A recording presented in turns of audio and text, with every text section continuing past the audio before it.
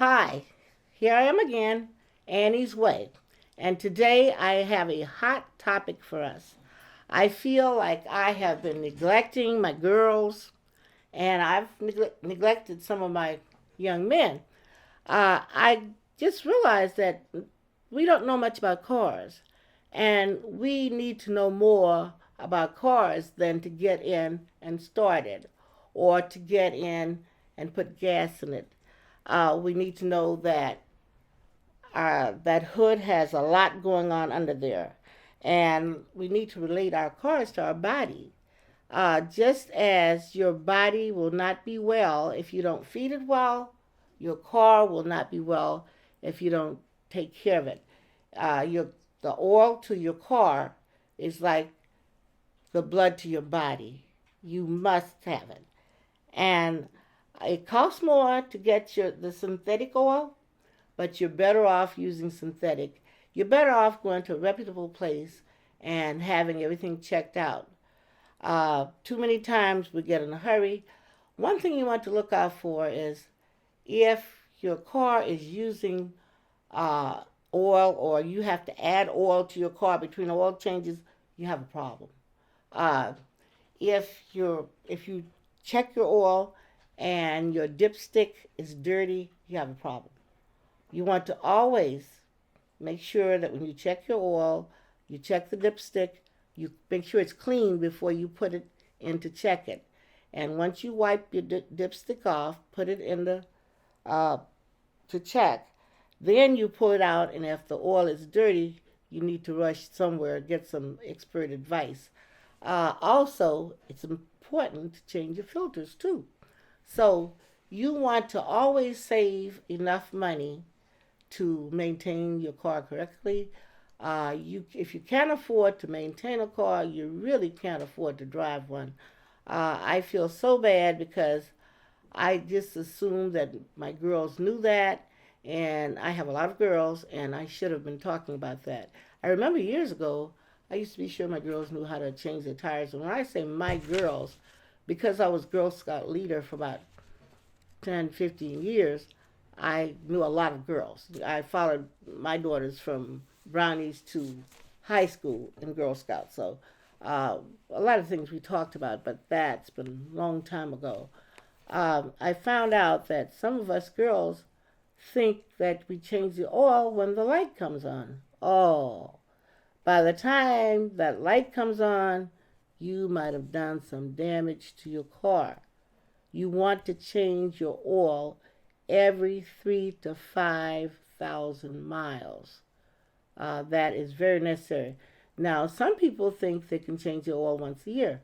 Well, you really can if you're driving a very expensive car, mostly German car, and you don't drive more than 10,000 miles a year. Now, you can't drive a car, you cannot put 15,000 miles a month on a car and think it's okay to change it once a year. That is just a no-no. The car just cannot take it.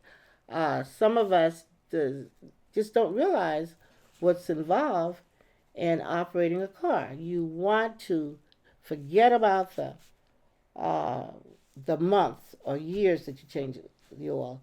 You want to go strictly by the mileage. And I would say for a woman, let's try to keep it at 3,000 miles, and let's try to uh, take it to a reputable place and let them do it, and they'll check everything. If you take your car to a very well known oil change place, they don't just change your oil, they'll check your tires, they'll check your windshield wipers, they'll check your brakes, they'll check uh, your antifreeze.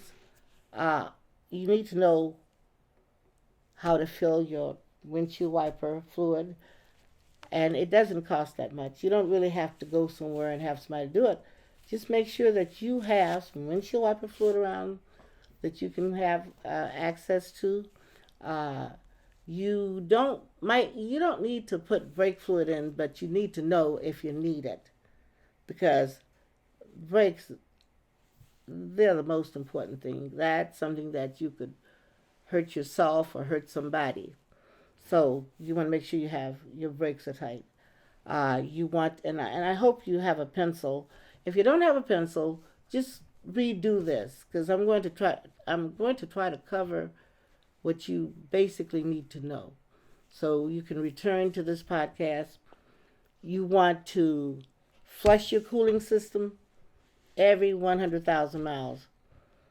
You want to flush it. Uh, and when you flush your cooling system, you want to replace the antifreeze. And you want to have it done somewhere where they're going to do it. Uh, Another point is try to go to the same place. Check around. Don't just pull up somewhere. Even if you have to park across the street and just watch how they treat their customers. Or if you have to ask somebody that seems to keep their car up real well, if you know somebody that does a good job with keeping their car and their car is not always breaking down, you want to talk to them and find out, well, where do you take your car? And then you might want to take your car there. So you want to check your brakes at every 50,000 miles. And you want to have it checked by a professional. You want to check your transmission fluid every 50,000 miles. And it should be, when you check your transmission fluid, it should be checked while your car is running. Now, I heard the newer cars are not easy to check.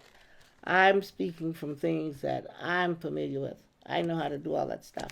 But anyway, even if you can't get to it, have it done. Have it checked by a pro at least every 50,000 miles. And I don't care if your car is new. I don't care if your car has a warranty on it. You can't afford to let your car break down. You just have to treat your car right. When it comes down to your windshield wiper blades, if you turn on your windshield wiper and it smears instead of wipe, your windshield wiper should wipe your windshield clean. And you need to be sure that you test every now and then to be sure that you have the cleaning fluid. So you want to test it, and you don't want to just turn your windshield wiper on and have it rub over a dry window, or try to have it clean your muddy window when you have nothing in the container to clean it. So you want to be sure that you have windshield wiper fluid. Check your blade to be sure that it's smooth. Sometimes your blade can get a tear in it and it doesn't clean evenly. Now it's time to get new blades. And girls, it's easy to replace windshield wiper blades. Most of them just snap on. And better still, most of your places that sell auto parts will put it on for you.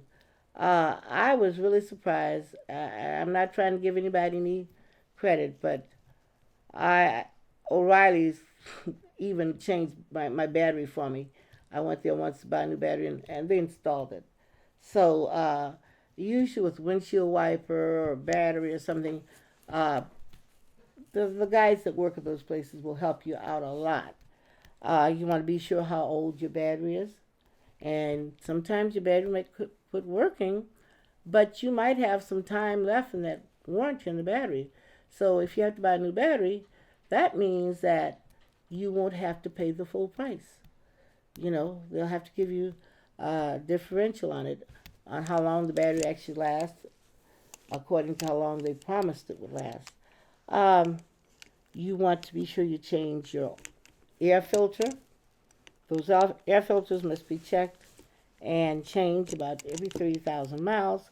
I understand that sometimes you can take your air filter out and just take a brush and brush it out, or you either take a hose and uh, flush it and make sure have it dry and put it back in.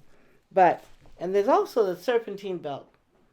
That serpentine belt is very important. That's that belt that it's like a pulley. I know exactly where it is when I pull the hood up, but it pulls tight, and when you start your motor, that serpentine belt starts. And if it has a kink in it or a little nick in it, eventually it's not going to get better.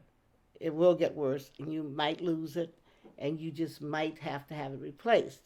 So you need to also have an idea what you're talking about when you go to a mechanic. Don't just sit there and look at him and expect him to tell you everything. You must, if you know your car, if you, especially if you buy a new car and you know that car, you know how that car sounds when you bought it.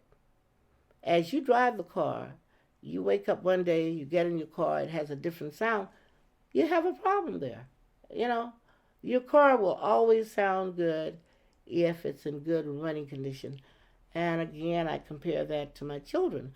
I can talk to any one of my children today, and from their voice, even on the phone, I can tell if they're not well. I can always tell that. So we want to be aware of what's going on around us with our cars, our bodies, and that will always work for us. And we don't want to forget the things we roll on. That's our tires. We never want to neglect the tires because our tires should be replaced at every 50,000 miles. It doesn't matter what kind of car you're driving. 50,000 miles at the most is when you should consider changing your tires. Also, rotation of your tires are very important. You want to rotate your tires every 15,000 miles. So it'd be a nice thing too also to have a pressure gauge, an electric air pump, because if your tire is flat and you can put air in it, it might get you to the nearest service station. Those are tires that are furnished for us to use are those little donuts. They're small and it takes time to change them. So if you have an air pump or there's an equipment that will air your tire up and will also give you a jump. So think about investing in that too. It costs about $100 or under, and that's something I think everybody should have in their car because you can air up your own tire, you can jump your own car if you have that piece of equipment. So let's think about that. And there's something else I meant to mention before, and I'm sure I've covered it though. You want to be sure you know where your positive and your negative post is on your battery. You want to be sure that you connect negative to negative and positive to positive. And we'll talk about this some other time. We'll address this and do a review. So there's no need to panic. But it's been nice talking to you. I've had a good day with you, and have a good day.